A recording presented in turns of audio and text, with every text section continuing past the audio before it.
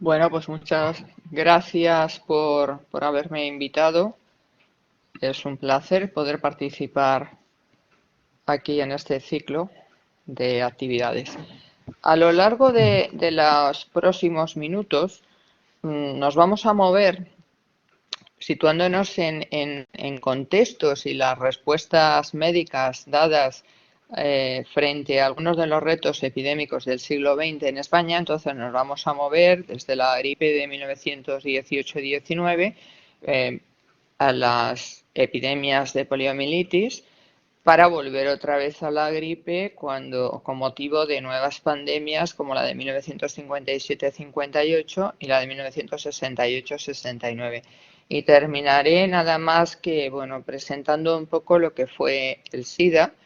que coincidió además con mi momento final de finalización de los estudios de medicina y mi incorporación como profesional médico. La gripe, desde luego, todos estamos familiarizados con ese cuadro clínico que alguna vez, ¿no?, lo hemos pasado varias veces, y lo que sabemos desde 1933, pues que es una enfermedad producida por un virus. Conocemos bien ahora que es por un virus ARN del grupo de los ortomixovirus, y que hay dos elementos importantes, la neuroaminidasa y la hemaglutinina, que sirven para caracterizar los subtipos dentro de los tipos A. Es decir, virus, distinguimos tres tipos de virus de la gripe, el A, el B y el C, y dentro de ese tipo A, que es el responsable fundamental de pandemias y de las epidemias más importantes, a su vez, según la neuroaminidasa y la hemaglutinina, pues podemos caracterizar esos distintos tipos. Entonces podemos ver, por ejemplo, cómo el de 1918 pues coincidió con el de 2009, la pandemia de 2009-10, y de una epidemia importante en 1977 que no llegó a ser pandemia, pero que también fue relevante. Sin embargo, las otras dos pandemias del siglo XX, pues ya vemos que sufrieron modificaciones importantes, relevantes, y ya se trató de un H2N2 en 1957-58 y H3N2 en 1968. Estas imágenes que tenemos en pantalla yo creo que ilustran bien la magnitud que hubo durante la magnitud de la pandemia de gripe de 1918-19. Por un lado, esa importante mortalidad, esa necesidad también de estar desplazando personas afectadas o cadáveres, y también esa necesidad enorme de aumentar considerablemente esa atención a las personas afectadas. Desde luego ahora nos resulta mucho más familiar después de estar viviendo la pandemia actual de COVID-19. Esta imagen, pues efectivamente, ahora a mis estudiantes les recuerda, por ejemplo, al IFEMA, ¿no?, o cualquier otro de los espacios que se han habilitado. También nos aparece aquí uno de los recursos profilácticos, esa mascarilla, que ahora también se ha unido a nuestra vida diaria, pero que, por ejemplo, en 1918-19 en nuestro país fue un elemento que realmente no tuvo trascendencia. No hemos encontrado información de que se llevaran y que se discutiera su uso. Sin embargo, en el ámbito anglosajón sí fue bastante relevante, como esas imágenes mostraban, e incluso en Europa, por ejemplo en Francia, sí hay algo de discusión y se encuentra algo en la prensa. Bien, ¿cuál fue el contexto en el que se va a producir la primera gran pandemia de gripe en el siglo XX? Pues va a ser ese final de la Primera Guerra Mundial. De hecho, los investigadores, algunos han señalado que una de las razones fue de todas esas circunstancias que rodearon a esa Primera Guerra Mundial, ese movimiento de población, esa vida hacinada de población militar, pero también los civiles moviéndose, en fin, una serie de circunstancias y mayor contacto con granjas de animales donde convivían de muchos tipos y bastante cerca de esas aglomeraciones de tropas, por ejemplo, en Étampes, una de las ciudades francesas. El hecho es que coincidió su inicio con el final de la Primera Guerra Mundial y eso va a condicionar, por ejemplo, que la conozcamos como gripe española. ¿Por qué? Porque España no participaba en esa contienda, se mantuvo neutral y, a diferencia de lo que había pasado cuando aparecieron los casos en los países y en los ejércitos que sí participaban en el conflicto bélico, pues no se silenció, trascendió vía prensa internacional y también vía comunicación del Inspector General de Sanidad del momento, que era como la máxima autoridad en ese momento en términos de sanidad. Luego por encima estaba el Ministerio de la Gobernación, ya que en ese momento no teníamos un Ministerio de Sanidad. Entonces, este es el contexto, digamos, un poco internacional en el que se inserta también nuestra presencia y el por qué, a partir de los casos, sobre todo, que aparecen de una manera bastante llamativa hacia mediados de mayo en Madrid, pues trasciende y se le coloca el calificativo de gripe española. ¿Cuál fue el contexto en nuestro país? Pues un contexto muy crítico a muchos niveles. A nivel político hubo un cambio constante de gobiernos durante ese bienio de la pandemia que realmente a veces era de duración un mes o menos. Fue también un momento de importante crisis económica, una crisis económica que ya venía de atrás, pero que se va a acentuar durante la pandemia y que va a hacer que la población, especialmente esa población trabajadora, tuviera que enfrentarse a una escasez y a una carestía de productos de primera necesidad, donde podemos situar todo lo relativo a alimentación, pero también, por ejemplo, para poder calentarse. Entonces va realmente a ser una situación bastante dura. Y lo mismo afectó a los medicamentos. Medicamentos porque España es verdad que no participó en la batalla, ¿no?, de esa Primera Guerra Mundial, pero sí lo que se benefició de ese comercio que se abrió cuando los distintos países frenan bloquean el comercio, ¿no? Entonces va a estar vendiendo muchos productos, entre otros también los medicamentos. Todo eso va a hacer que suba el precio.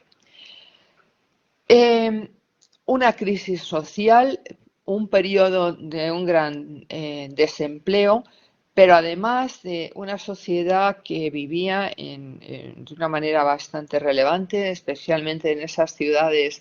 que empezaban a ser grandes, en unas viviendas pues, que no reunían las condiciones higiénico-sanitarias, que además era compartida por demasiadas personas, con lo cual ese hacinamiento también va a ser bastante negativo, por un lado para transmitir la enfermedad y por otro lado para impedir que se pudiera efectuar ese aislamiento.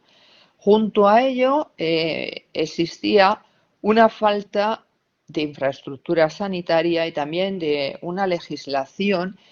apropiada para poder enfrentarse a problemas como las enfermedades infecciosas desde la nueva óptica de la medicina, con esta nueva orientación de la medicina bacteriológica. La Ley General de Sanidad, la última que se había aprobado, había sido en 1855 y luego hubo muchos intentos, pero no se consiguió, tan solo la Instrucción General de Sanidad de 1904. Pero realmente su carácter de instrucción y no de ley general pues dificultaba bastante la aplicación de parte de su contenido y además tampoco había recogido adecuadamente esa adaptación y modernización sanitaria que se precisaba. Junto a ello, y es bastante relevante por lo que luego va a suponer en cuanto a las respuestas que van a dar, aunque me voy a centrar en la de los médicos, pero las tres profesiones sanitarias estaban en un momento de reorganización profesional muy fuerte. eh, como encabezado ese movimiento por los médicos, pero que farmacéuticos y veterinarios, en mayor medida farmacéuticos que veterinarios, se querían también unir porque estaba también en un proceso de transformación, es momento en el que se está efectuando el impacto de la irrupción de la industria farmacéutica en la profesión farmacéutica. Y los veterinarios también suponía un cambio importante por el cambio en los vehículos, esa pérdida de presencia de los animales en los transportes, pues les va a obligar también a mover y a reorientar su actividad. ¿Cuál era el contexto de la medicina? El contexto de la medicina era el estar muy influida por esa nueva doctrina bacteriológica que ya en la pandemia de 1889-90 había intentado, pues digamos, resolver, estudiar la gripe desde esa medicina bacteriológica, pero no había, por ejemplo, logrado aislar el germen responsable de esa gripe. Sin embargo, unos años más tarde, poco después, en 1892, pues el investigador alemán Richard Pfeiffer pues va a identificar en casos de gripe al bacilo que lleva su nombre, era un Haemophilus influenza, que tenemos aquí representado en la imagen. Por tanto, para la medicina, cuando va a irrumpir esa pandemia de 1918-19, las enfermedades infecciosas se vislumbraban evitables y en el caso de España, 2-3 años antes del inicio de la pandemia, lo habían manifestado así los médicos españoles, un sector de ellos, con motivo de un debate que se había llevado a cabo en el Congreso de los Diputados, tratando de aprobar una ley de epidemias, precisamente. ¿Esto qué suponía? Pues lo que suponía es que había que, una vez identificado el cuadro clínico, pues había que ir a aislar este germen, que era teóricamente el oficial. Y a partir de ahí, preparar sueros y vacunas. Y esa efectividad que se entendía porque iban a ser específicos frente a la gripe, pues le haría que fuera, que se pudiera controlar y se pudiera, digamos, evitar nuevos casos. Sin embargo, la realidad va a ser bastante diferente, como bien conocemos. La pandemia va a cursar en 3 brotes, en la primavera de 1918, en otoño de 1918 y la primavera de 1919. De todos ellos va a ser el otoño de 1918 el que va a tener mayor relevancia, mayor gravedad en nuestro país, en la mayoría de los lugares, con algunas excepciones. El impacto en la mortalidad lo podemos ver con esta gráfica que tenemos en la parte superior, donde está representado, que es de Beatriz Echeverry, y está representado una evolución de la tasa bruta de mortalidad. Claro, vemos que esta pandemia ocurre cuando está descendiendo la tasa, o sea, la mortalidad, ¿no? En un momento de descenso de esa transición sanitaria y vemos claramente ese gran pico que se produce coincidiendo con el desarrollo de la pandemia. Muestro la tasa bruta de mortalidad y no por mortalidad por gripe por varias razones, porque es una enfermedad, la gripe, que resulta difícil a veces esa identificación, más en el momento o sea, por esa sintomatología que puede ser similar a otros procesos que no son gripe, y además resulta difícil el hacer las notificaciones, pese a que en nuestro caso, por ejemplo, sí que era una enfermedad de declaración obligatoria a partir de esa instrucción general de sanidad, aunque en la práctica se llevó a cabo de una manera bastante limitada y de hecho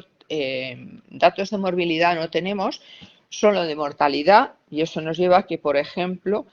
España contribuyó alrededor de 270.000 muertes por gripe, según la investigadora Beatriz Echeverry, y para el caso de una ciudad como Madrid, 3.500, que fue resultado de la investigación que llevé a cabo. Si comparamos con los datos de muertes oficiales por la guerra civil, pues vemos que realmente, para haber sido un periodo de prácticamente un año y poco más, bueno, una cifra verdaderamente muy llamativa. A nivel mundial, las muertes ascienden, se coincide cada vez más en situarlo en mínimo 50 millones, incluso hasta 100 millones. También supuso más que para la Primera Guerra Mundial. Y esto en algunos países es muy claro. Estados Unidos perdió más soldados por la gripe que realmente por la contienda. Esta pandemia tuvo una particularidad en cuanto a la franja de edad que afectó. Afectó básicamente a población adulta joven, de 20 a 40 años. Se ve bien aquí en este diagrama de barras que muestro los datos correspondientes a Madrid. Entonces vemos claramente esa elevación en 1918-1919 en esa franja de 20 a 39 años, pero eh, esto es diferente a lo que suele ocurrir, primero en las manifestaciones epidémicas pues,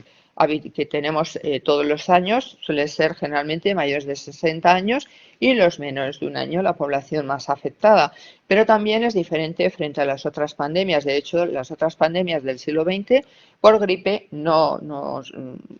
se afectó esa población tradicionalmente donde tiene más impacto. Claro, esa situación y que además, como se figura en las descripciones, fueran adultos, jóvenes y sanos, personas sanas hasta ese momento, que luego, si sobrevivieron, algunas de ellas van a quedar con secuelas, su salud no va a ser tan como antes, o bien que morían y morían por complicaciones importantes como esas neumonías pulmonares.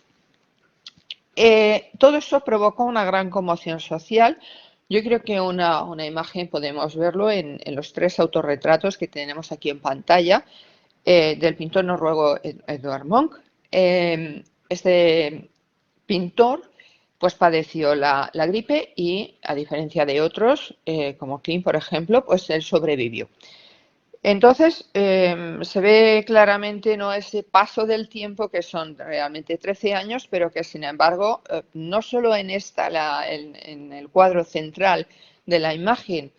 cuando está convaleciente, sino incluso cuando ya está en pie, ya está recuperado, pues realmente se ve ese impacto bastante negativo.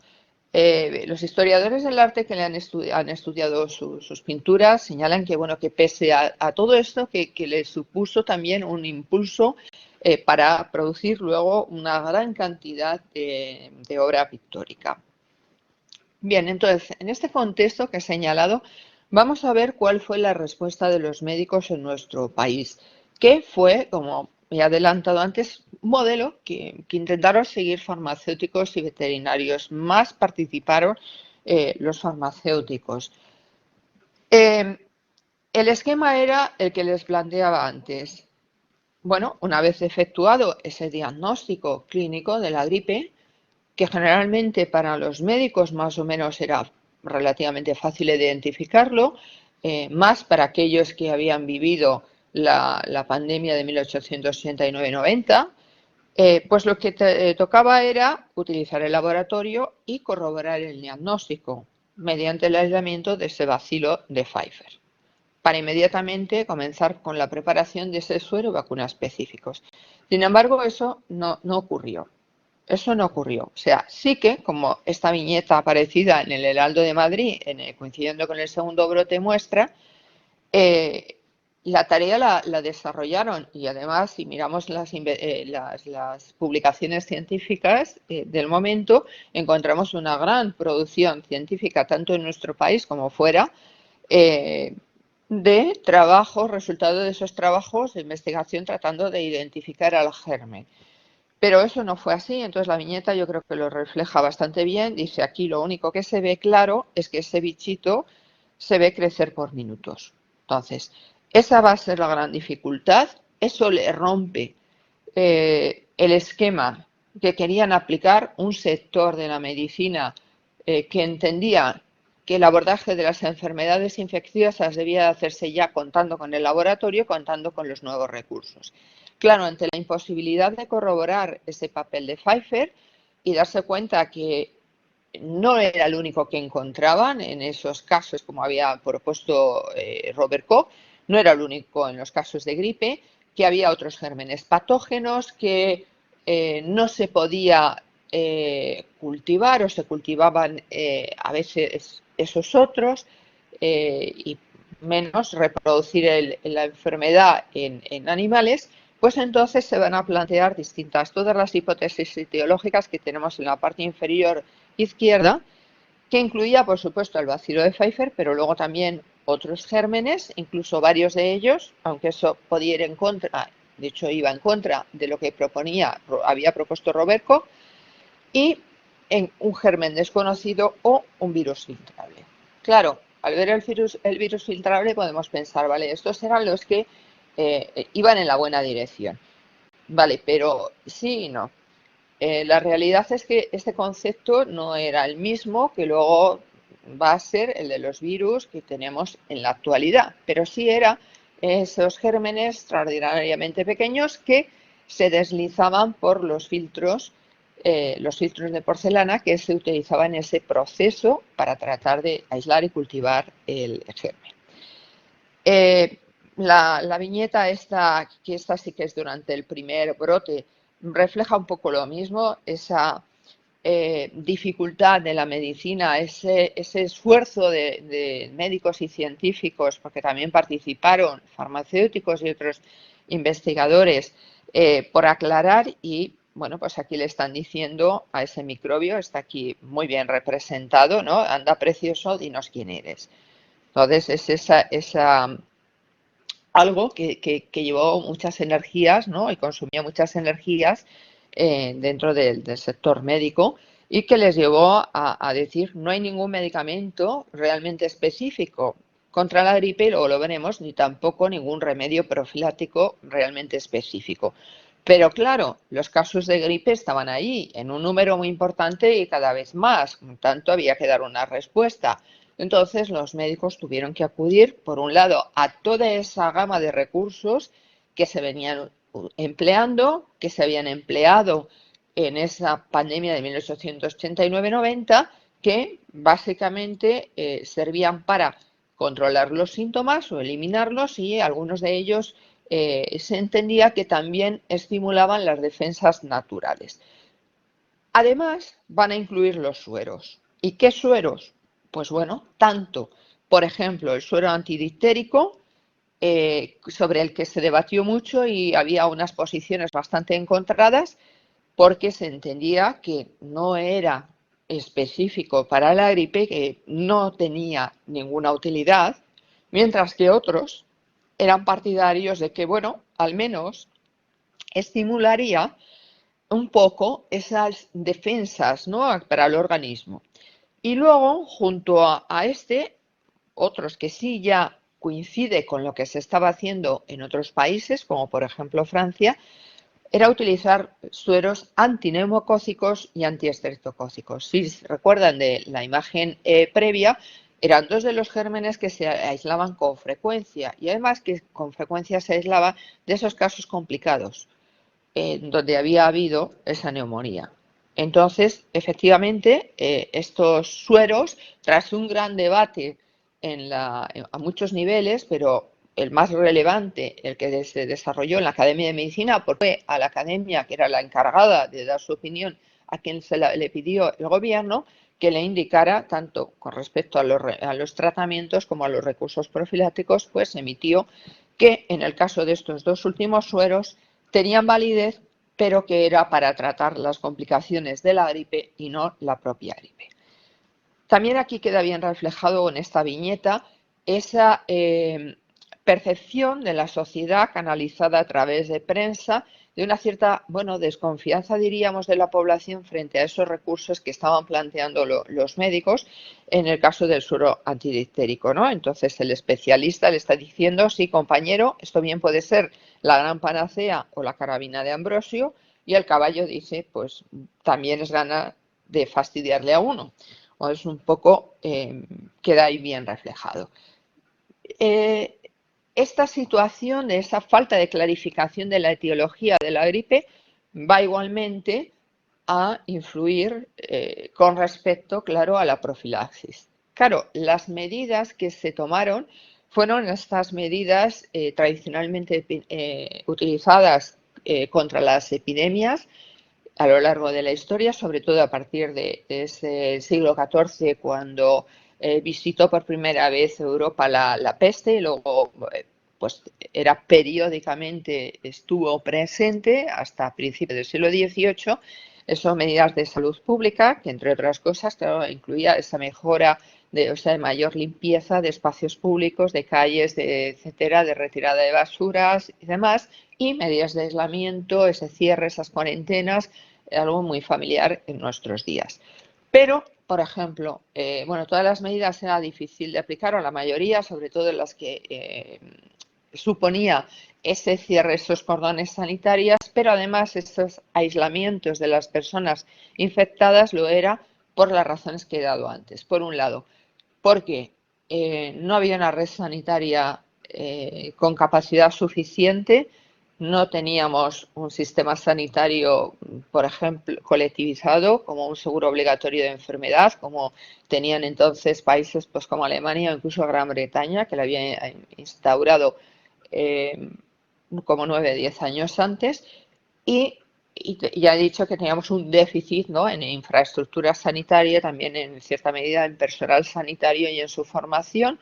y en una situación grave como esta, pues fue preciso establecer nuevos espacios, pero aún así el problema era importante. Pero además los domicilios particulares tampoco servían en muchos casos, sobre todo a esa población muy afectada precisamente por esa desigualdad socioeconómica, esas condiciones de vida y de trabajo o de no trabajo.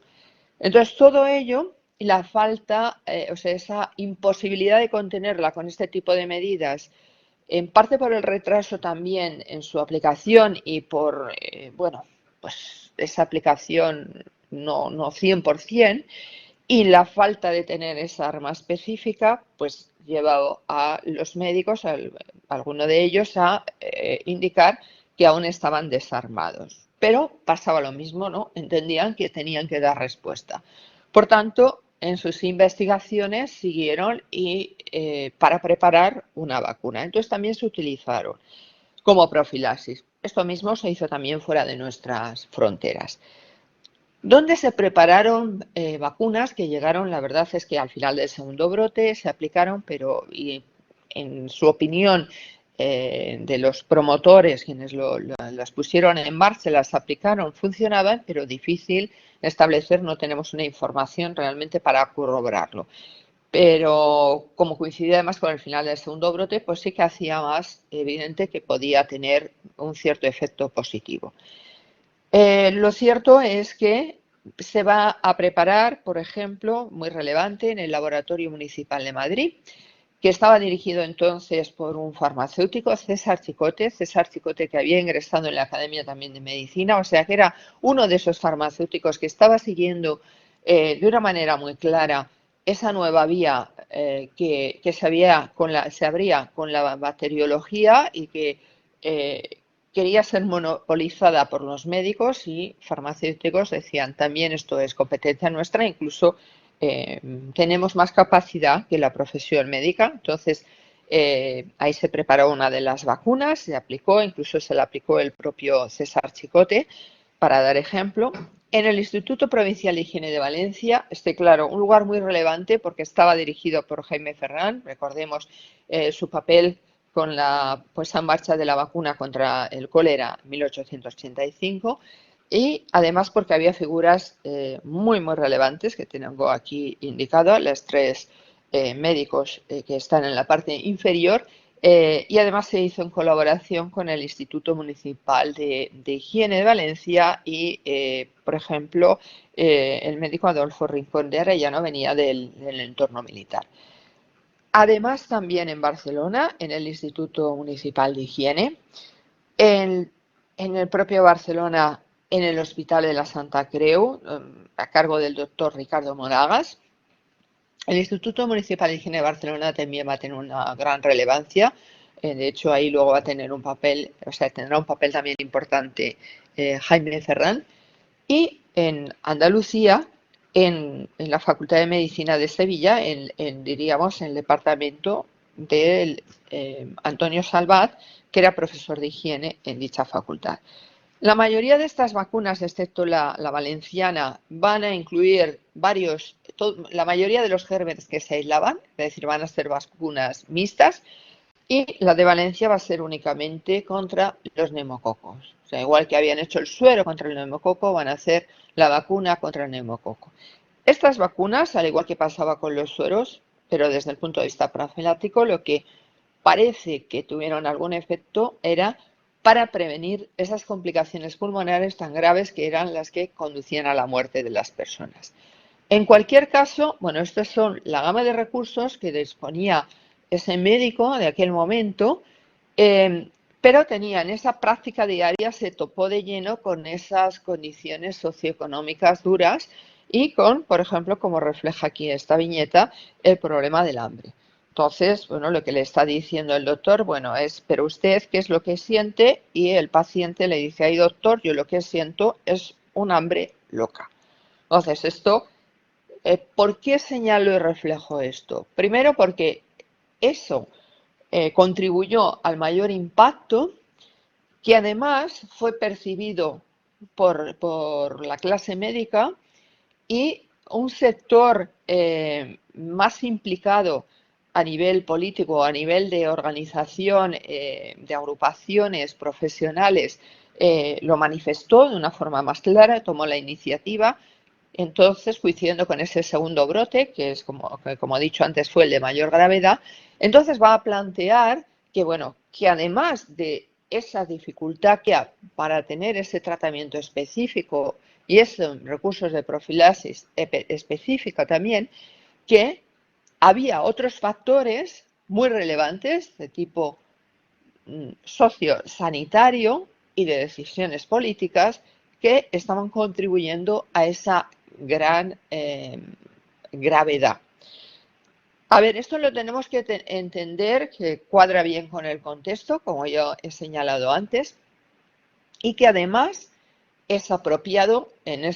para ese momento que como profesión se encontraba esa reorganización, esa reivindicación de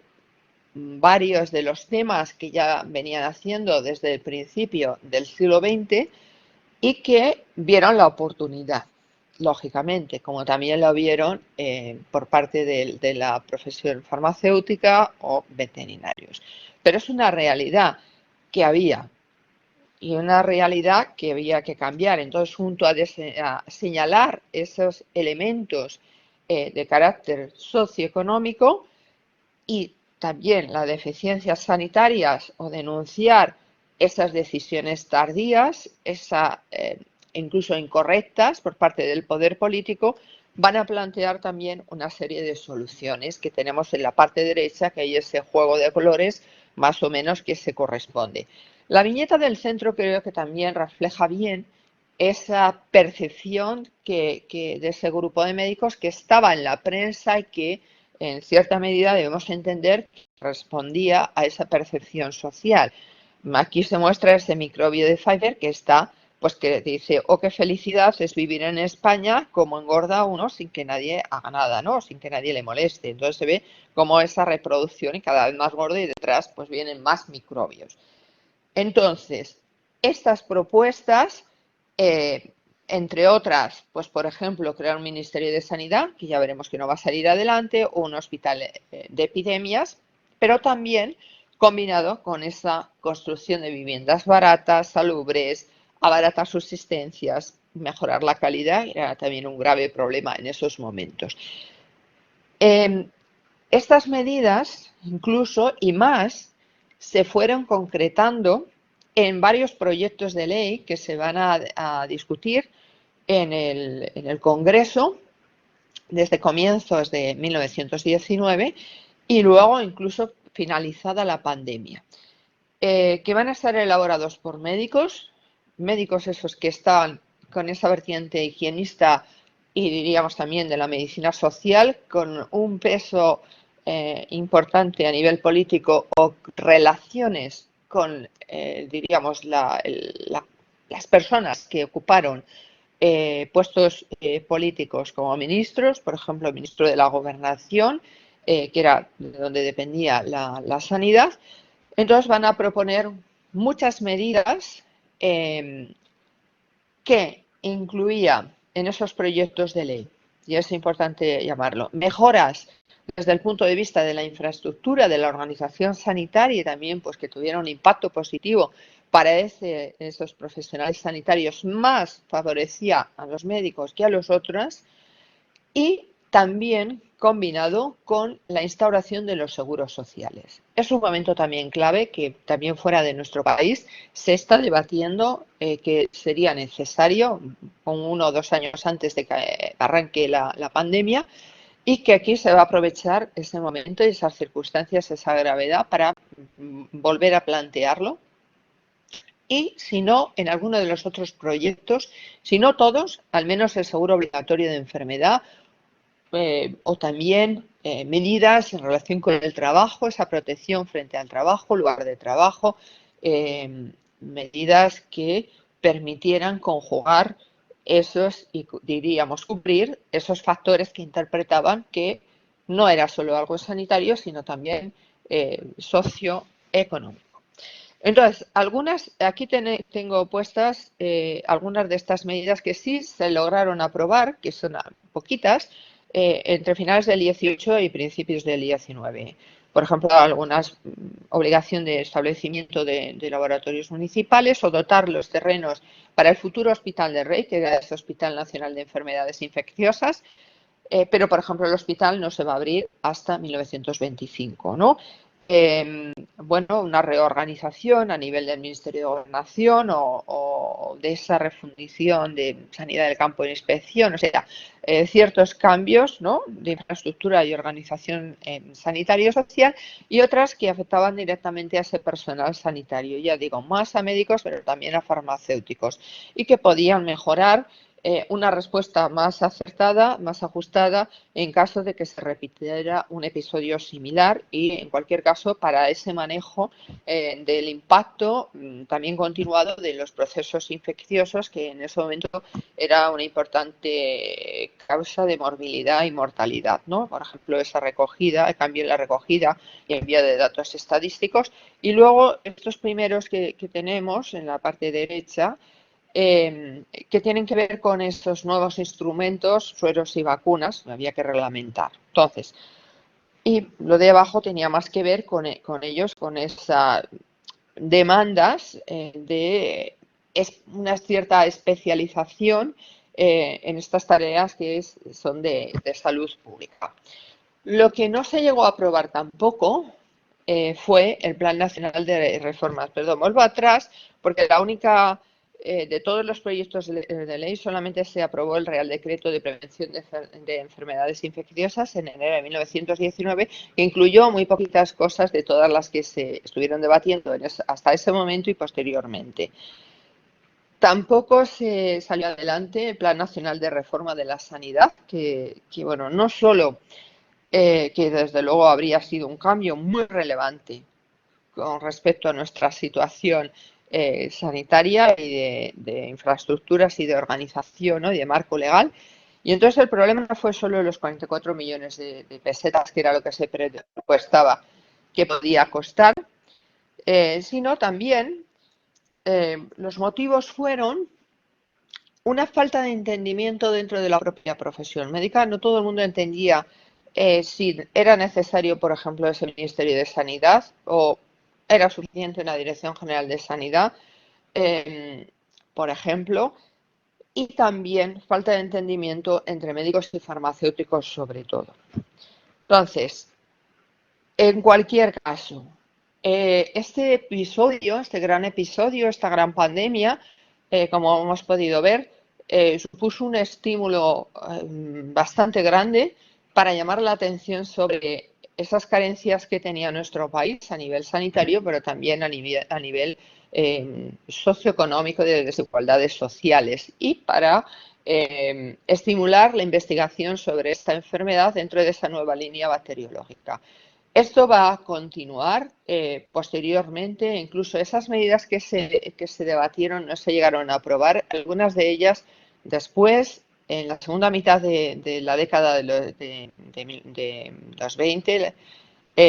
y durante la Segunda República van a ir adelante y va a modificar nuestra situación. Sí que contando con el apoyo de ayuda internacional, de apoyo internacional de organizaciones como la Fundación Rockefeller. De una manera, digamos, ahora vamos a centrarnos en qué cambios se van a producir y que van a marcar un nuevo contexto cuando se van a suceder pues la siguiente pandemia de gripe ya a mediados del siglo XX. Bueno, pues la primera de las novedades pues fue ese aislamiento del primer virus de la gripe en 1933, el virus que conocemos como tipo A, por 3 investigadores, Smith, Andrews y Patrick Laidlaw. Eso va a marcar el inicio de, bueno, vamos a poner a punto vacunas y vamos a llevar adelante ensayos, sobre todo a partir de 1937, pero la verdad que fue un proceso laborioso que, aunque en los años 40 se va a conseguir algún efecto, pero realmente cuando se va a contar con las primeras vacunas verdaderamente específicas, inactivadas y purificadas, va a ser a mediados del siglo XX. ¿Qué va a pasar? ¿Qué otros elementos que podemos decir que pudieran limitar esa gran repercusión en términos de mortalidad? Por supuesto, también de morbilidad, pero desde luego se buscaba más por el impacto que había quedado en la medicina, porque sentían que habían fracasado en el caso de la pandemia de 1918-19, pues va a ser el descubrimiento y puesta a punto de las sulfamidas, también la década de los 30 y luego ya de los antibióticos. A partir de la Segunda Guerra Mundial, esa penicilina y luego se va a abrir a nuevos antibióticos. Y luego una estructura, un programa que va a configurarse incluso cuando la OMS se está constituyendo, que es el Programa Mundial de la Gripe de 1947. Es importante destacar que la experiencia mundial de la gran pandemia de gripe de 1918-19 provocó cambios, por ejemplo, en cuanto al papel de la Cruz Roja, que también es verdad que coincidiendo con este final de la Primera Guerra Mundial, se le iba a un ámbito de acción importante en el ámbito militar, pero también que tuvo que responder a esa realidad de la gran pandemia, ¿no? Y entonces se introdujo en ese apoyo dentro de la sanidad civil. Y luego el estímulo es necesario establecer una organización internacional, ¿no? que se ocupe de estos temas. Porque cuando se desarrolló la pandemia de gripe de 1918-19 solamente teníamos la Oficina Internacional de Higiene Pública, pero su papel no fue bastante limitado. O sea, ahí sí, revisamos sus boletines, se publicó donde se iba dando cuenta del problema, pero no un papel como el que desempeña en nuestros días, por ejemplo, la OMS, o luego desempeñó en ese periodo de entreguerras la Oficina de Higiene de la Sociedad de Naciones. Entonces, este programa de la OMS, que ahora en breve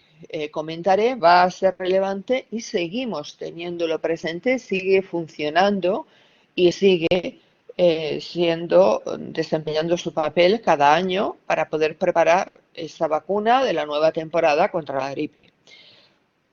Otro de los cambios importantes va a ser, claro, que se va a desarrollar la virología, ¿no? Esa nueva ciencia. De manera que vamos a tener otro contexto cuando se suceden esas dos pandemias siguientes de gripe del siglo XX. ¿Y qué cambios vamos a tener en nuestro país? Bueno, pues nuestro país, ya he adelantado que durante la Segunda República hay un desarrollo, vamos, algo que ya comienza en ese periodo de la dictadura de Primo de Rivera por ese convenio que se firma con la Fundación Rockefeller, pero que sin duda durante el periodo de la Segunda República se va a desarrollar más y ya se va a producir una importante transformación en ese, entre otras cosas, en ese ámbito sanitario y de investigación, aparte de a nivel social. Pero viene la guerra civil y eso va a ser una ruptura incluso, como veremos, de alguna de las infraestructuras que había alcanzado un desarrollo relevante. Pero además, ese periodo de posguerra y esos primeros años de la dictadura están marcados por esa hambre, penuria y una vuelta de algunas de esas enfermedades infecciosas que estaban mejor controladas, por ejemplo la viruela, pero con todo el tema de la contienda, la posguerra, pues vuelve, y la aparición de una manera epidémica de nuevas como la poliomielitis. Esta enfermedad había habido una epidemia importante en Madrid en 1929 y luego en 1930 en algunos otros puntos de España, pero realmente cuando se va a convertir en un problema social va a ser después de la Guerra Civil, como veremos, sobre todo a partir de 1950. ¿Qué cambios? Bueno, vamos a tener una nueva Ley General de Sanidad en 1944, pero una nueva Ley General de Sanidad que se va a situar en ese nuevo orden que teníamos, que suponía separar la asistencia sanitaria de los temas de salud pública, que lo llevaban ministerios diferentes. La asistencia sanitaria que se va a canalizar a partir de 1944, cuando entre de manera efectiva el seguro obligatorio de enfermedad a través del Ministerio de Trabajo, controlado por falangistas, y la parte de salud pública por esa población, o sea, esos miembros médicos, militares y de esa línea de catolicismo social, eso que resultó de esas fuerzas que le daban el apoyo a Franco. Ya he comentado, he adelantado que, claro, en esas infraestructuras sanitarias que se había logrado mejorar, pues algunas de ellas, como el Instituto Nacional de Higiene Alfonso XIII, quedó destruido, que estaba ubicado en Madrid, en la ciudad universitaria. Quedó destruido por la contienda y eso va a implicar una transformación y su desaparición y su deriva hacia, digamos, otra institución, la Escuela Nacional de Sanidad, que va a tener un papel importante, que había surgido dentro de esas reformas que he dicho en colaboración con la Rockefeller. Va a tener un papel relevante. Pero también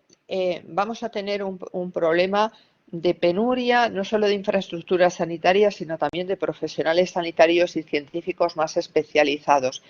Parte por el exilio, porque la profesión médica se implicó mucho, se implicó mucho, parte de ella durante la Segunda República, entonces parte se exilian y otros fueron represaliados.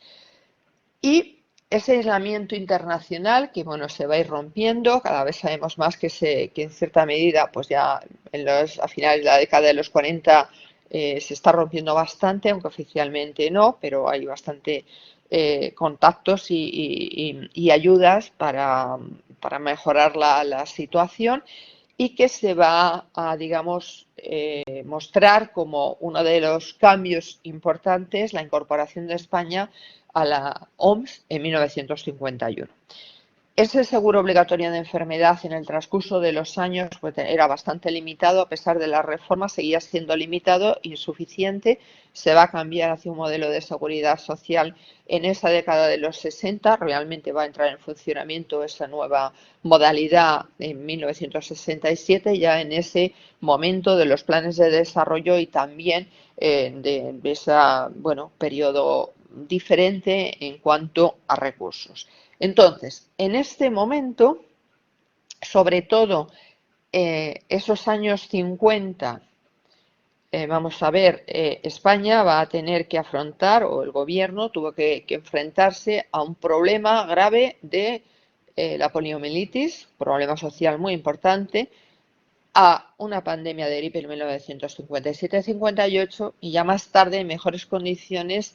a otra, la de 1968-69. Entonces, el programa mundial de gripe de la OMS, que se creó en 1947, lo que establecía era lo siguiente: un centro internacional de carácter mundial de gripe en Londres, dirigido por Christopher Andrews, uno de los que había aislado el primer virus, y conectado a ese centro una red regional de laboratorios de la OMS, de la gripe, que al principio, pues la verdad es que aquí se ve bastante el impacto también después de esa Guerra Fría, ¿no? Y una de esa desigualdad de distribución de los laboratorios, y una red de laboratorios nacionales de gripe. Y ahí, digamos, entra nuestro país, en esos cambios que se producen a principios de 1950, cuando también se incorpora un centro de carácter también internacional de gripe en los Estados Unidos, en concreto en Atlanta, para las Américas, en fin, por esa pugna entre Gran Bretaña y Estados Unidos, se va a aumentar el número de laboratorios regionales, pero también va a ser el momento en el que, incluso antes de que España se incorporara a la OMS, se va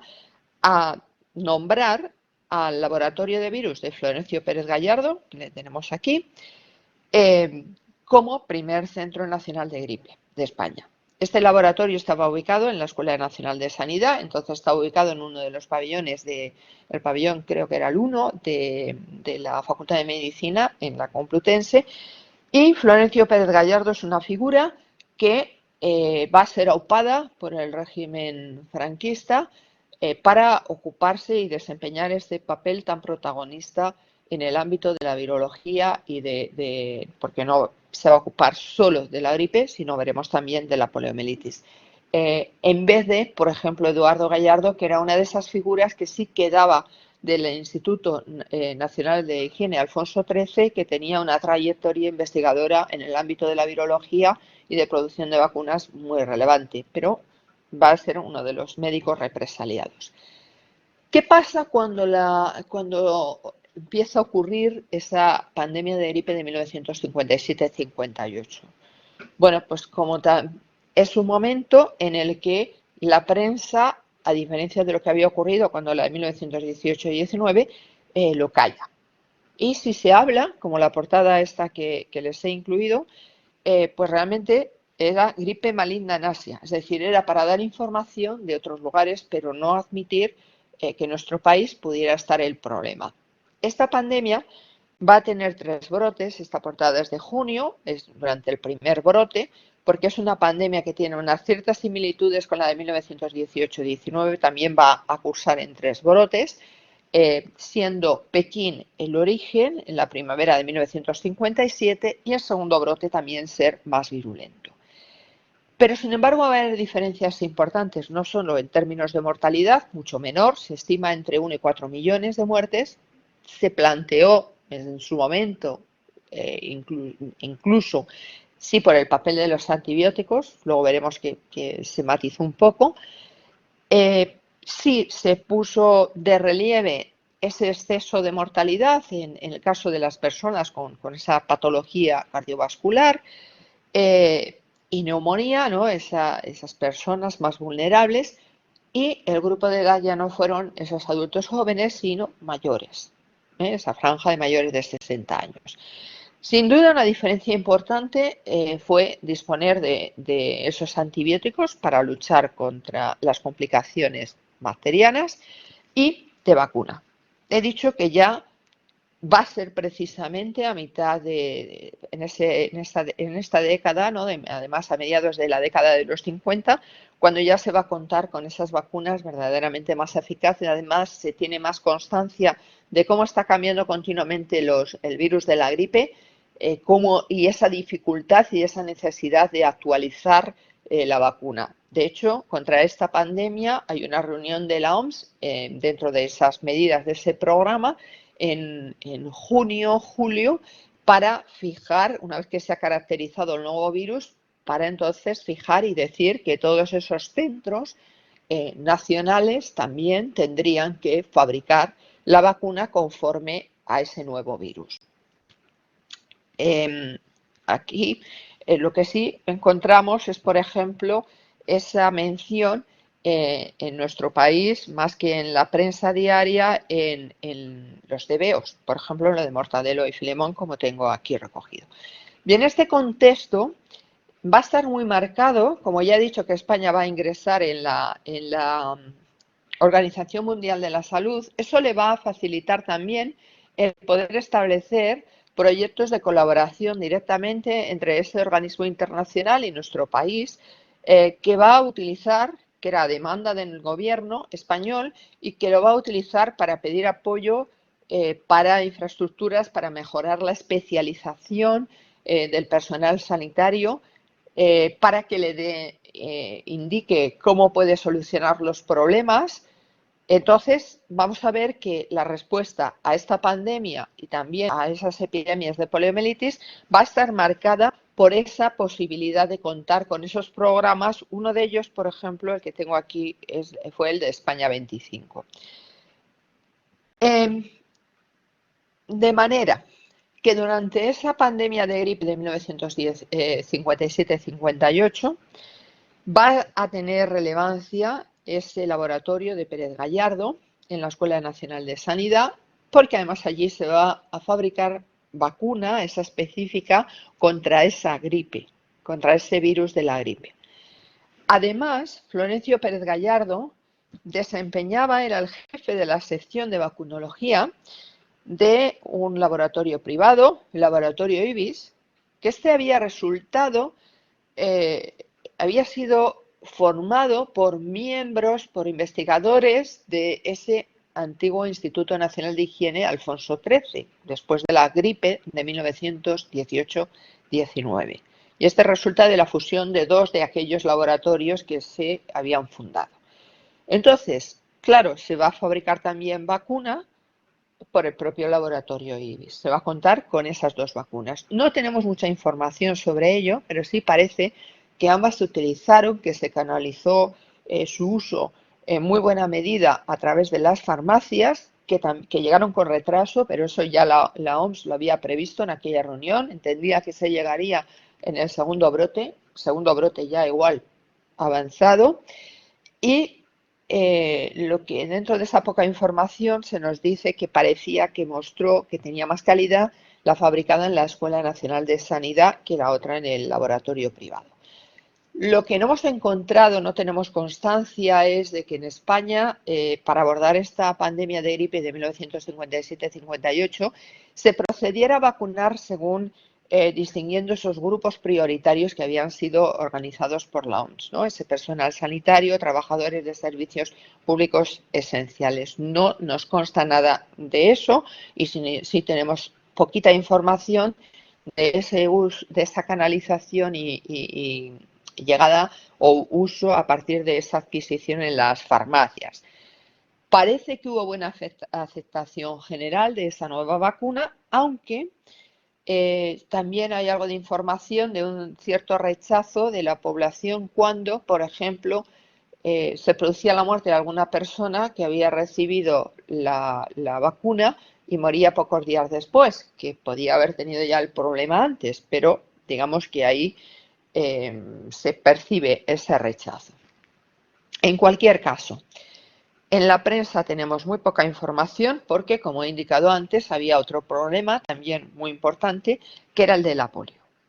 Y además, las circunstancias de el periodo histórico de ese momento va a estar bastante marcado por la idea, ¿no?, por parte del régimen de que se trasladara la información que figurara en la prensa pues estuviera indicándose que se seguían las normas de la OMS y dar mucha cabida a este papel de la OMS, ya que aquí se estaba cumpliendo, entre otras cosas porque se andaba negociando un nuevo proyecto colaborativo,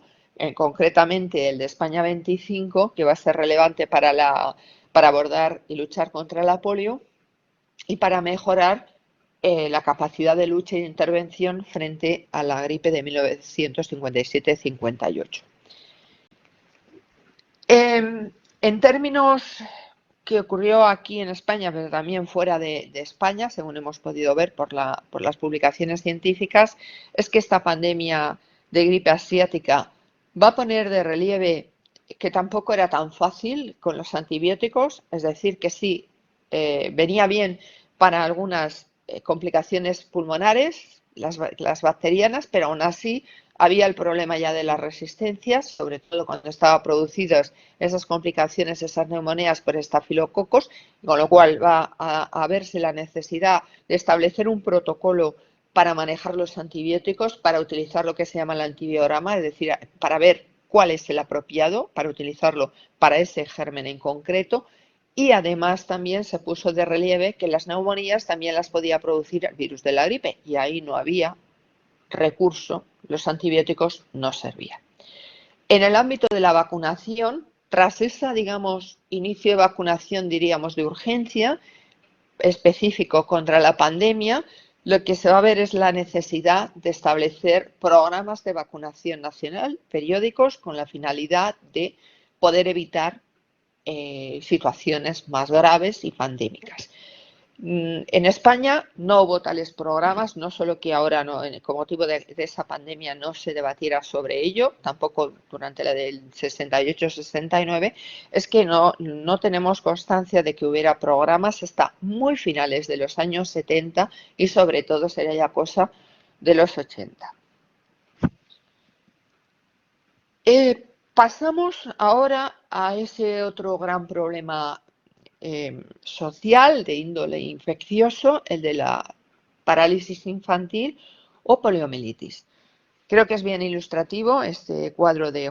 del pintor valenciano Joaquín Sorolla, que tituló Triste herencia, que refleja muy bien que, claro, no se trataba de una enfermedad que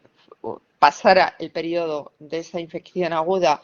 y ya todo volviera a su ser, sino que, aunque eran muy minoritarias las formas paralíticas, pero cuando llegan las epidemias va a ser un número muy relevante, pero eran minoritarias y era más o menos un 20% de los casos, va a ser un problema muy grave, un problema que todavía lo siguen padeciendo las personas que lo tuvieron de niños y que ahora algunas de ellas padecen el síndrome postpolio. A ver, este problema de la poliomielitis es un problema que había empezado a adquirir una presencia epidémica en el norte de Europa, los países escandinavos, a medida que mejoraba ese nivel de vida, esas mejoras higiénico-sanitarias y disminuía la mortalidad infantil. Claro, en nuestro país ese cruce se va a producir, como vemos, justo en ese momento de paso de los años 40 a los 50. Y es cuando ya se produce el estallido, que ha descendido suficientemente esa mortalidad infantil y entonces es cuando emerge esta enfermedad como un grave problema social de carácter epidémico. Entonces vamos a verlo. Aquí tenemos con datos elaborados por nosotros, con datos del Instituto Nacional de Estadística, la tasa de morbilidad. Por una enfermedad no matar tanto, pocos casos, pero sí lo relevante es esa morbilidad por la implicación de esas secuelas. Entonces vemos claramente cómo va a haber, sobre todo, aunque hay desde en esos años 40, pues sobre todo la gran explosión va a ser a partir de 1950, esa década de los 50. Y entonces coincidiendo con esa pandemia de gripe del 57-58 son los momentos también de las cifras más altas en cuanto a la morbilidad por poliomielitis. Por tanto, se tenía que estar haciendo frente a varios problemas infecciosos graves. A ver, la forma de abordarlo, o sea, esta enfermedad tenía poca solución de carácter preventivo, más bien ninguna, hasta 1955, en que ya se muestra la primera vacuna a la que elaboró Salk, era inyectable y se prueba en Estados Unidos ampliamente, se le autoriza para ser aplicada masivamente. Entonces, a partir de 1955 comienzan esas vacunaciones masivas en Estados Unidos y en otros países, también de Europa, pero no en nuestro país. Nuestro país no va a ser capaz de producir nunca vacuna contra el polio, a diferencia de lo que pasaba contra la gripe u otras enfermedades. Entonces, todo venía vía importación. Vía importación que los recursos, primero, que en España va a costar que las autoridades reconozcan que estaba presente este problema. Se hablaba de que era algo fuera de España, igual que lo que he dicho antes con lo de la gripe, y que nuestro país no tenía ese problema. A la vez, se estaba negociando con la OMS este proyecto de ayuda y los visitantes, los consultores de la OMS que vinieron a evaluar, que era uno de los requisitos, la situación de España, pues ven claramente el problema y ven las dificultades para abordarlo y bueno, establece una serie de medidas y tal y configura este programa teniendo presente este problema de la poliomielitis y la necesidad de tener que empezar a vacunar rápidamente. Bueno, a pesar de ello, se va a utilizar esa primera vacuna inyectable de Salk a partir de 1958 de una manera muy limitada, muy limitada. Son muy pocas las autorizaciones para la importación de esa vacuna, de los recursos, ¿no?, que se destinan, y no va a ser cuando se empiece una vacunación masiva hasta 1963. Finales del 63 se aplica la primera dosis y en la primavera del 64 la segunda dosis. Esto va a suponer bueno, en ese caso se va a utilizar la vacuna oral, que ofrecía como ventajas para países como el nuestro, con no muchos recursos y un grave problema, pues una mejor gestión, más fácil su administración y por tanto que pudiera llegar a más lejos y tener un mejor efecto. Entonces, claro, si nos fijamos desde 1955 hasta 1963-64, hay unos años preciosos que se van a perder y que va a suponer, en términos de morbilidad, pese a que esté infrarregistrado, que se sabe que está infrarregistrado los datos, pues una franja importante de población generalmente infantil o mayoritariamente infantil que va a padecer la polio y que va a tener las secuelas. Por tanto, la lucha contra la poliomielitis va a ser también una necesidad de crear centros especializados de lucha contra la enfermedad para la situación aguda, pero también para abordar la situación de las secuelas y luego esa lucha nacional contra la invalidez. Todas estas circunstancias van a marcar que aún hoy en día estos colectivos de estas personas que se asociaron, ¿no?, que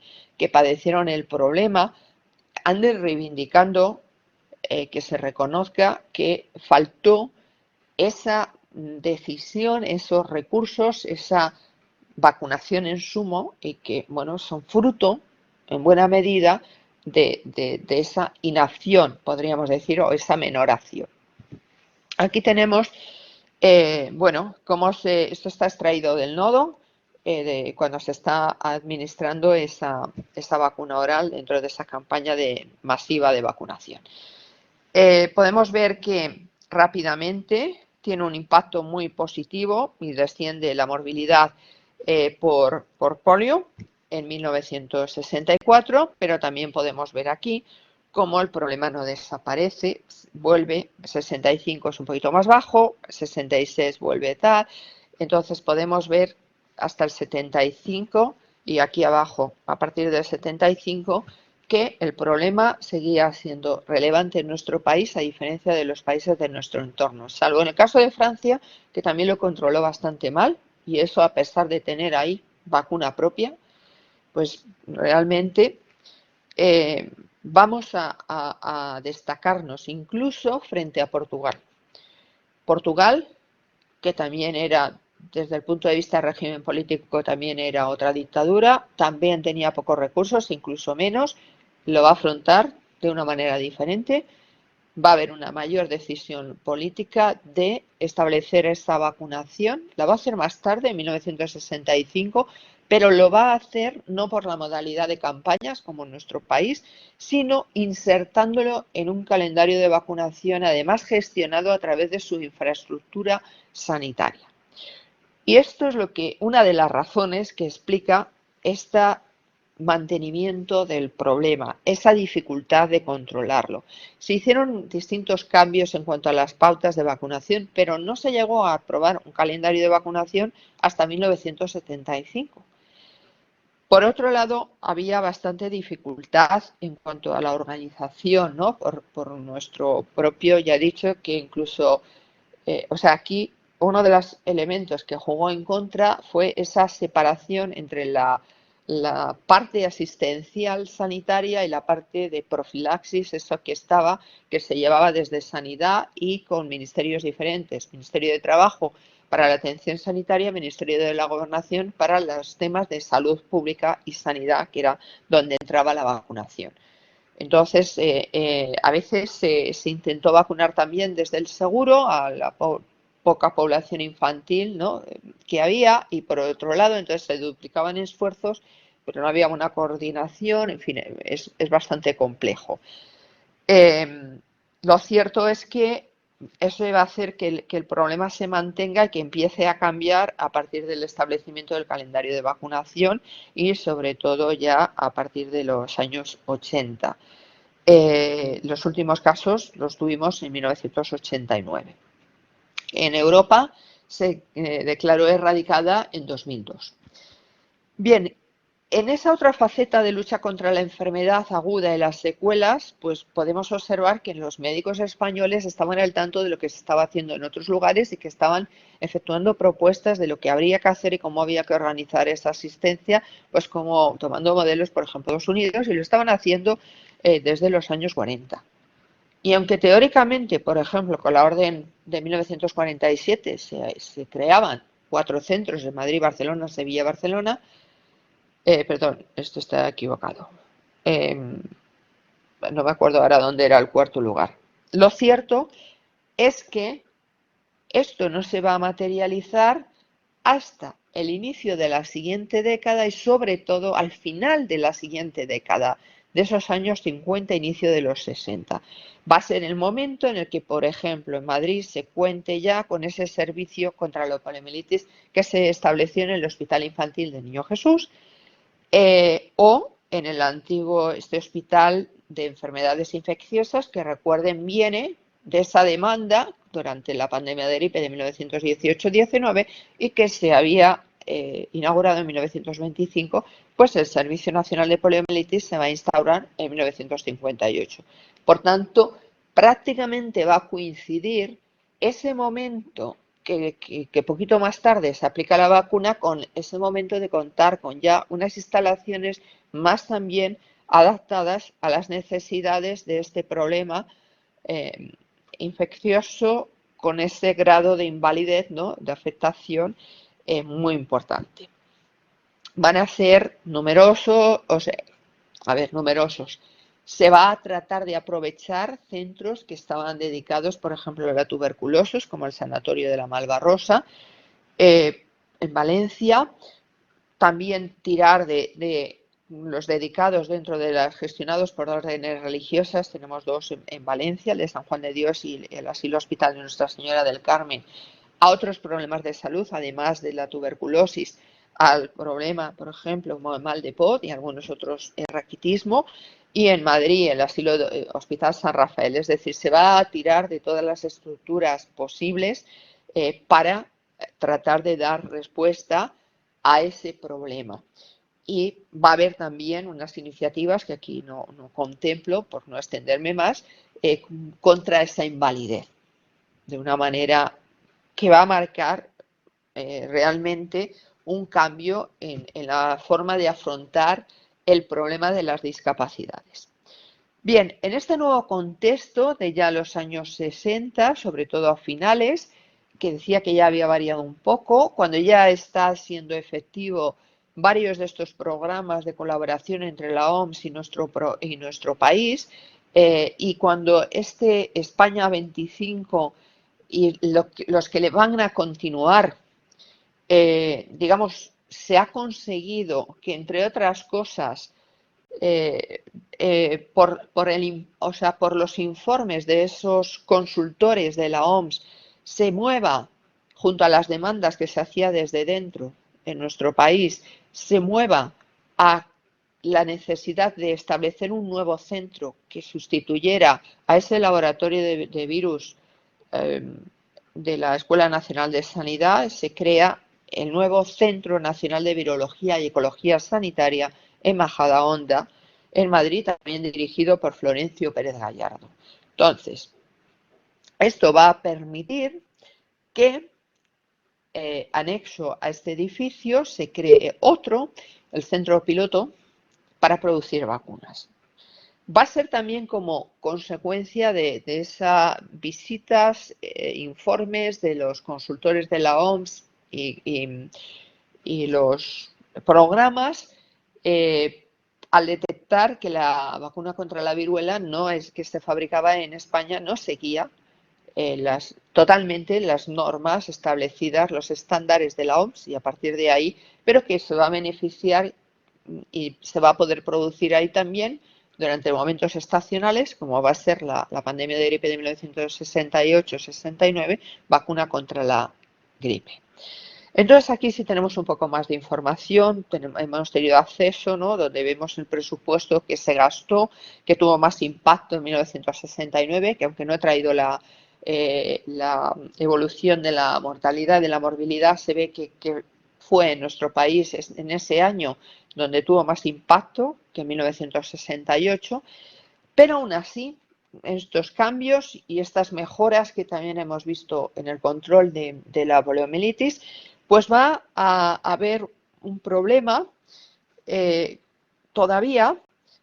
ciertas insuficiencias para poder efectuar un diagnóstico adecuadamente de laboratorio de gripe en esas nuevas instalaciones. Y entonces desde la OMS se va a proponer que España mande más investigadores a que se sigan formando fuera, porque que era la vía que se había logrado estas mejoras,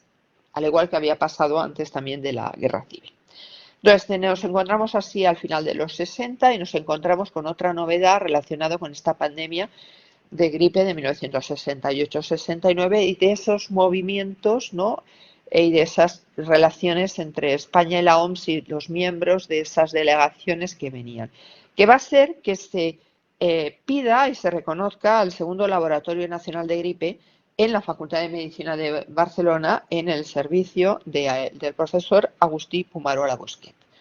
Esto era importante porque antes de la Guerra Civil teníamos en Madrid, Barcelona y Valencia 3 lugares con laboratorios con capacidad para efectuar esas investigaciones virológicas, fabricar algunas vacunas. Eso se rompe con los cambios que he dicho antes por la contienda y todo lo que sucede, y después se va a privilegiar, el régimen franquista privilegia el centro, ¿no?, en Madrid, y después vemos que ahí ya se logra establecer y se va recuperando también ese nivel, diríamos, y después uno de los colaboradores de Agustí Pumarola Busquet va a ser el que va a dirigir el tercer centro que se va a instaurar en Valladolid ya en los años 70, creo recordar que en 1976, es decir, ya cuando tenemos otro contexto. Bien, pues cuando tenemos ese otro contexto, que podemos decir que es ya a finales de los 70, cuando esas insuficiencias que detectaban los consultores de la OMS se van solventando, pues España, al igual que el resto del mundo, se tiene que enfrentar a una nueva pandemia bueno, una nueva epidemia, una enfermedad que emerge nueva, que se va a enfrentar, pues, con una idea de que también un poco que se había tenido como de que las enfermedades infecciosas ya se habían vencido, y esto así porque era cuando se había logrado erradicar la viruela, ¿no? Se había declarado erradicada la viruela, se termina la década de los 70 y irrumpe esta en nuestro país, como veremos luego, en 1981 a principios. Bien, entonces, hoy conocemos que hablamos de SIDA y sabemos, distinguimos entre infección y la enfermedad. Aquí tenemos una imagen del virus, es también un virus ARN. Entonces, aquí quería señalar un poco que en ese contexto, otra vez que la medicina cree que las enfermedades infecciosas pueden eliminarse, resulta que aparece un nuevo problema. Un nuevo problema, además, que provoca un impacto social muy importante, no solo por eso, porque viene a decir que esa idea no era válida, sino porque era nueva, porque se relacionaba con la actividad sexual y además porque aparece primero en homosexuales. Son los primeros afectados y luego incluso es una enfermedad que se considera de las 4 Hs, ¿no? Haitianos, prostitutas, y hemofílicos, que esto es lo que va a hacer que cambie un poco la reacción frente a la enfermedad y a las personas. Es decir, que esta gran estigmatización que estaban sufriendo a nivel social y esa marginación y esas lecturas morales como en los tiempos de la peste y de otras epidemias vaya un poco reconduciéndose, pero aún así va a ser complicado. En cualquier caso va a suponer un cambio de costumbres importantes, no solo en el ámbito sexual, sino también de las relaciones sociales. Perdón. Eh, entonces, esto coincide con mi momento cuando termino la carrera, entonces nos tuvimos que ir ajustando a una enfermedad que no sabíamos primero bien cómo se transmitía y que había ese gran rechazo social frente a la persona que lo padecía. Entonces, aquí tengo un breve esquema de los periodos que se ha distinguido desde la OMS. Entonces, una enfermedad que se entiende que entre 1981 y 1985 es esa fase de descubrimiento, ¿no? De ir identificando el virus, caracterizando la enfermedad, los problemas, establecer y llegar a convencer que se establezca esa lucha, y a la movilización mundial viene a partir de 1985 y al disponer ya del tratamiento de antivirales, pues se va a convertir en una enfermedad crónica, aunque solo para aquellos países que tienen recursos y que las personas pueden recibir esos tratamientos. En el caso de los países pobres, tienen esa dificultad. Entonces, esta enfermedad, esta pandemia, porque realmente también se extendió, nos mostró, desde luego, nuevamente ese papel también de la desigualdad frente a la enfermedad y nos lo sigue mostrando, pero también nos mostró el impacto del contexto a la hora de hablar del origen. Por los Estados Unidos situaba en origen africano, en conexión también con la URSS. En el caso de la URSS apoyaba cuando se proponía que era fruto de investigaciones de laboratorio, de los laboratorios estadounidenses, un poco como ahora estamos viendo con lo de la pandemia de la COVID-19, y también mostró esos elementos que tienen que ver con la construcción social de la ciencia y de las enfermedades, ¿no? Esa lucha entre científicos, claro, entre Robert Gallo en Estados Unidos y el Instituto Nacional de Sanidad de Bethesda, muy potente, y en Europa, Luc Montagnier, el Instituto Pasteur de París. Ahí había no solo tema de autoría, etcétera, sino los test diagnósticos, las patentes, todo, ¿vale? Incluso se vislumbraba la vacuna, que todavía no ha llegado, y también el papel ralentizador en cuanto a la toma de decisiones de políticos, de laboratorios farmacéuticos, incluso de ciertos sectores del clero y también de las propias revistas por frenar la publicación. A nuestro país el primer caso se detecta en el 7 de marzo de 1981 y el contexto de nuestro país en ese momento también va a marcar una diferencia importante sobre cuál fue el tipo de problema, o sea, de origen fundamental y mayoritario en el caso del SIDA. Nosotros estábamos en un momento, sí, ya de transición democrática, con unas ciertas transformaciones, y hay Ministerio de Sanidad, cuando aparece el SIDA, se está trabajando en esa nueva Ley General de Sanidad, que luego modificará nuestro sistema sanitario, etcétera, ¿no? Un cambio político, económico, pero un gran problema económico, un gran paro, sobre todo a nivel juvenil. Entonces, eso va a marcar que, por ejemplo, como lo pueden ver aquí en la gráfica de la derecha, la mayor parte de los casos de SIDA en nuestro país fuera en personas de adicción a las drogas parenterales, ¿no? De administración parenteral, concretamente los heroinómanos.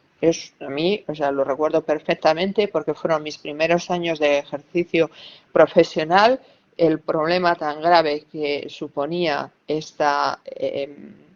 de la droga y el problema del SIDA asociado y todo ese rechazo, esa manera de gestionar, el miedo por nuestra parte a contagiarnos, pero también de las personas, esa necesidad de caracterizar, o sea, de poder ocultar, ¿no?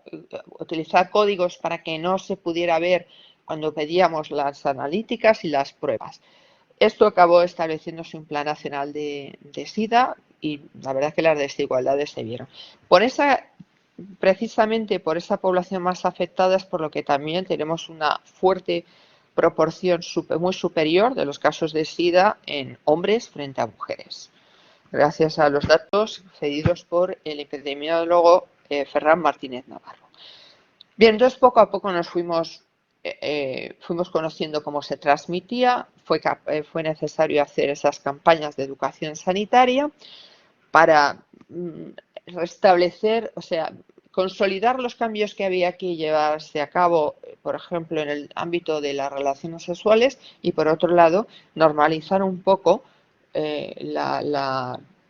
relaciones sociales para no marginar a esa sociedad. La vacuna sigue estando ahí en proyecto. Lo que se ha trabajado mucho más es en la terapia antirretroviral. De hecho, aunque tenga muchos problemas y haya resistencias y demás, pues es lo que ha hecho que la enfermedad se considere crónica. Y lo que, digamos, quería terminar señalando un poco como el papel de estas enfermedades víricas en el desarrollo, por un lado, científico-técnico, registrado en nuestro país en el periodo examinado, aunque es verdad que hemos visto que buena parte del periodo con unas intervenciones verticales de salud pública que hacen que es más difícil controlar los problemas. Eso comenzó a cambiar al final del periodo analizado, cuando ya cambia también, es un nuevo contexto internacional y también político interno, y se establece una estrategia horizontal, se integra, hay ese calendario de vacunación, hay ese nuevo sistema sanitario que tenemos, y entonces se integra, se conjuga ya atención sanitaria y la profilaxis, ¿no? Entonces, a través de la atención primaria, que ha mostrado bastante relevancia. También hemos visto el papel y esa colaboración con agencias internacionales para esa modernización sanitaria, aprovechando ese impulso que dan el tener que enfrentarte a un problema de salud pública, y se percibe, igual no tanto, que esa, diríamos, modernización no llegó a toda la población. He señalado el problema con lo de la poliomielitis, bueno, víctimas que a veces se les ha culpado y era fruto de las desigualdades, y este problema pendiente en el caso de la poliomielitis. También hemos visto la importancia de las decisiones políticas desde la primera pandemia y luego, en el caso ya de los últimos problemas, el ejemplo de portugués, y la importancia también de la percepción del riesgo. Ese cambio de percepción de riesgo frente a la gripe que se va a producir en 1918-19, que motiva toda esa investigación y ese programa nacional de gripe mundial, de gripe de la OMS, y cambios más a corto, o sea, más locales, y esa necesidad de quiero concluir, ¿no?, señalando la importancia de unas intervenciones más horizontales y sobre todo la importancia de los contextos y de ser consciente que necesitamos conocimiento científico de las enfermedades, necesitamos tecnología médica y hay que invertir en eso, pero necesitamos también en ese personal sanitario suficiente y esas infraestructuras, porque si no, eso otro no es suficiente, porque vamos a tener los recursos, pero no se va a poder acceder y no se va a poder atender a esos problemas. Lo que he contado es fruto de investigaciones propias y del grupo que dirijo, que tenemos aquí las integrantes, somos mayoritariamente mujeres, y de la última tesis doctoral que he dirigido y se defendió en noviembre del año pasado. Normalmente las investigaciones, como ya ha indicado José Moraga, las hacemos financiadas. Así que nada más y muchas gracias por su atención y a la disposición.